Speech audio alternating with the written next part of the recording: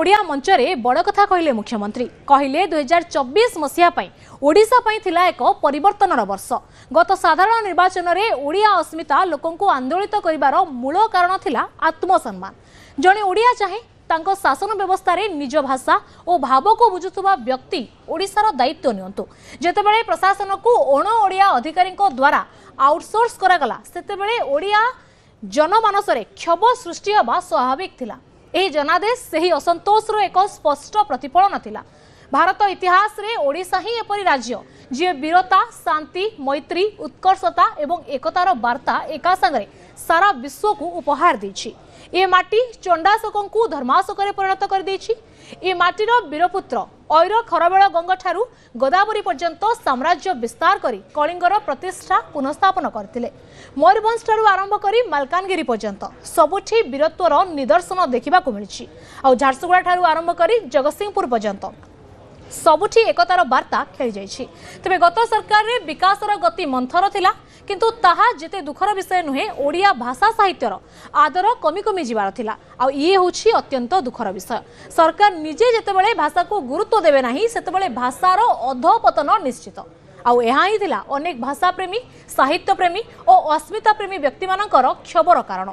अस्मितार अर्थ नुहे जे आमे अन्य कोनोसी भाषार विरोधी। इंग्राजी भाषा एक विश्वस्तरीय भाषा, विज्ञान टेक्नोलोजी और शिल्पर भाषा।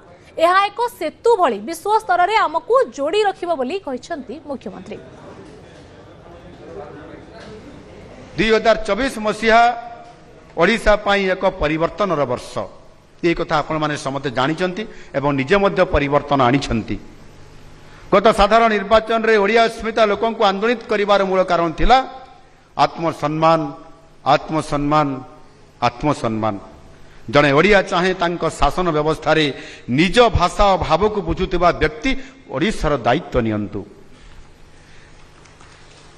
जेतेबेले प्रशासन को अण ओडिया अधिकारी द्वारा आउटसोर्स करागला सेतेबेले ओडिया जनमानस रे क्षोभ सृष्टि होगा ये तो अति साधारण कथा।